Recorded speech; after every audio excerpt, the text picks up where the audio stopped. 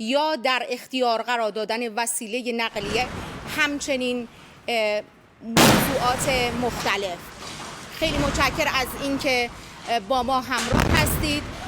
آنچه که ملاحظه می‌کنید تجاوز رژیم صهیونیستی به خاک جمهوری اسلامی ایران و منطقه صدا و سیماست.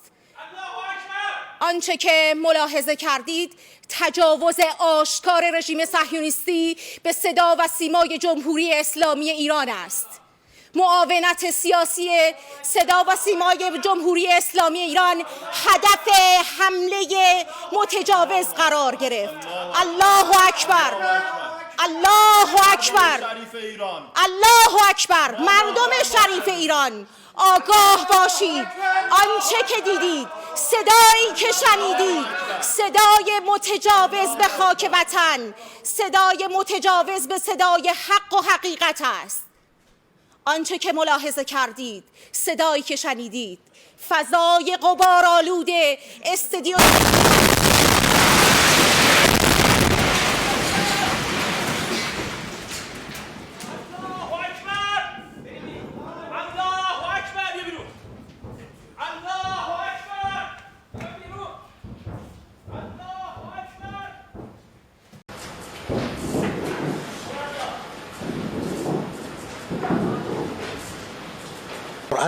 اینا همین امروز جایگزین شدن و هیچ نگرانی در این بخش مردم عزیز ما نداشته باشن. و نکته دوم که میخوام به ملت عزیزمون عرض کنم، در طول تاریخ ملت ایران همیشه بزرگی خودش رو، عظمت خودش رو، قدرت خودش رو نشون داده. بدون شک امروز ما در یک لحظه تاریخی در تاریخ کشورمون هستیم. امیدوارم که انشالله ما همینطور که در هر شرایطی که برای کشور پیش اومده اونها در میدان بودن و اونها بودن اساس قوت کشور.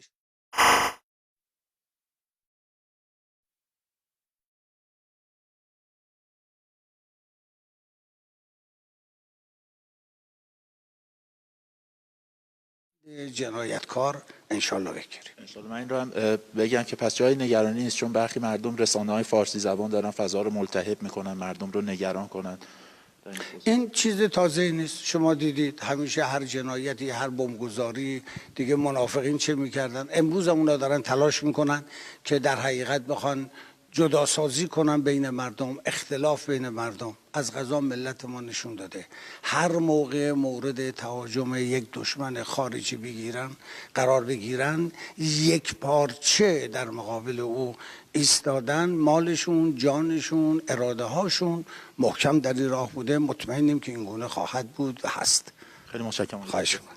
میخوام بدونم که در ساعات گذشته که در واقع بعد از حمله رژیم صهیونیستی به مناطقی از کشور ما هست، اقدامات وزارت امور خارجه چه بوده و به طور مشخص در مجامع بین المللی چه اقداماتی در دستور کاره؟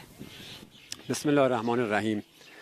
امروز بنده و همکارانم بغضیم و غضب جنایت رژیم صهیونیستی در حمله به بخش‌هایی از کشورمون، تأسیسات هسته‌ای نطنز، همینطور حمله به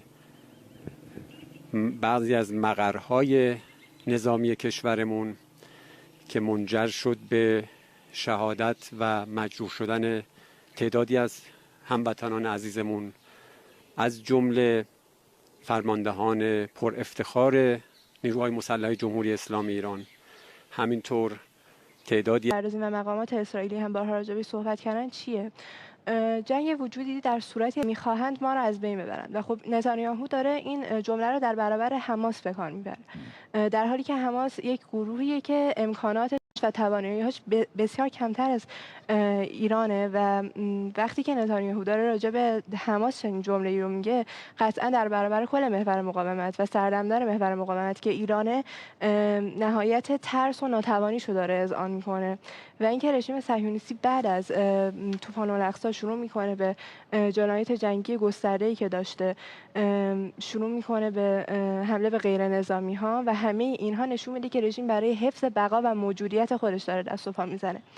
اینکه ما می‌بینیم کشورهای مدافع گفتمان رژیم صهیونیستی دارن ازش حمایت میکنن و حتی حاضر نشدن با همه عواملی که این چند روز وجود داشته رژیم رو به تجاوزگری به ایران محکوم بکنن. دلیلش همینه که سعی دارن اون موجودیت رو حفظ بکنن و اون گفتمانی که اسرائیل ایجاد کرده نذارن از بین بره.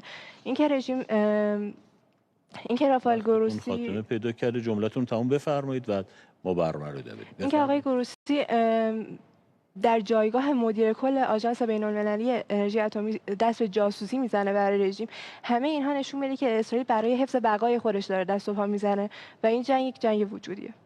خیلی متشکرم و دلم سوخت برای جمهوری اسلامی ایران که این گروسی رو چقدر تحمل کرد فقط برای اینکه احترام بذاره به قوانین بین‌المللی و بگه ما صلح طلبیم.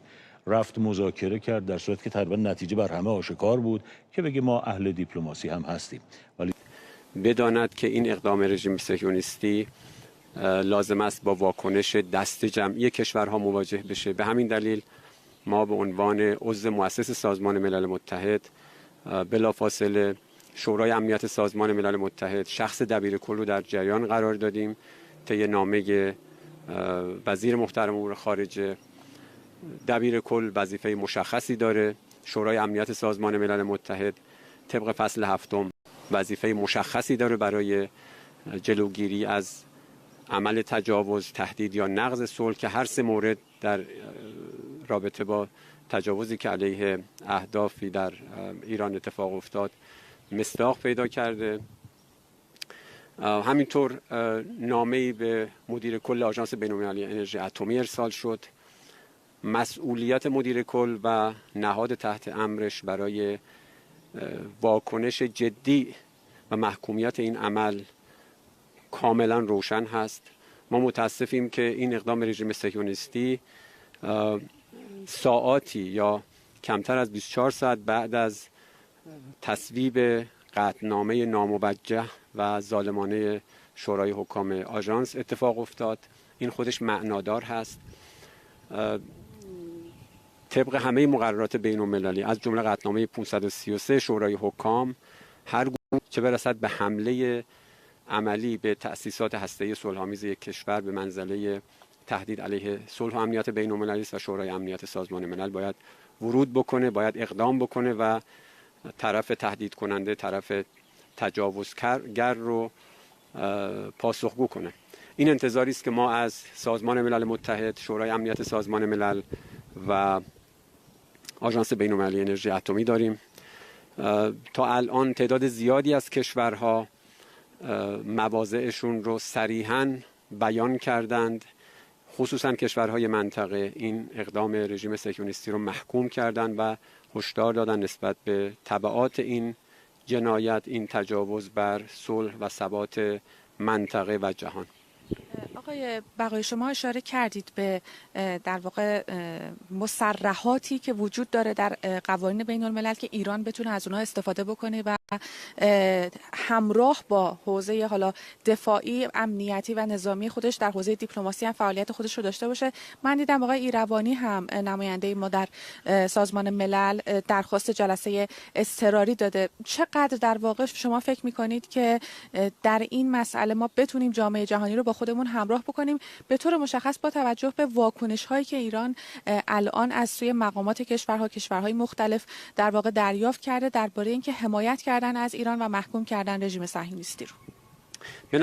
به نظر من هر کشوری که واقعاً صادقانه دغدغه صلح و امنیت بین‌المللی داشته باشه، هر کشوری که خودش را عضو مسئول و متحد در منشور ملل متحد بدونه، قطعاً عملی جز محکومیت صریح این اقدام نخواهد کرد.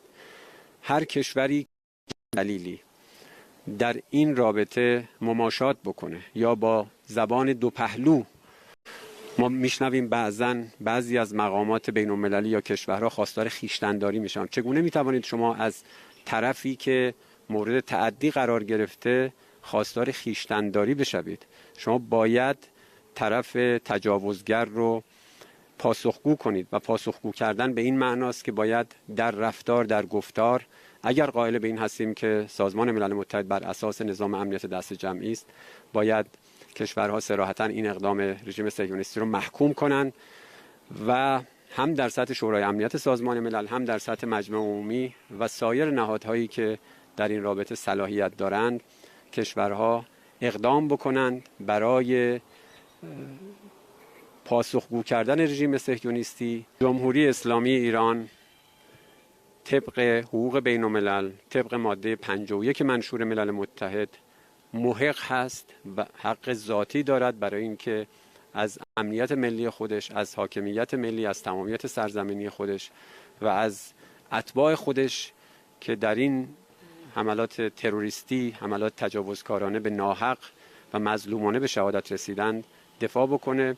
و همونطور که نیروهای مسلح کشورمون در بیانیه‌های مختلف بیان کردن در این زمینه، جمهوری اسلامی ایران مصمم و قاطع عمل خواهد کرد. اشاره کردید به قطعنامه 533 که در واقع در آژانس برای دفاع از کشورها هست و در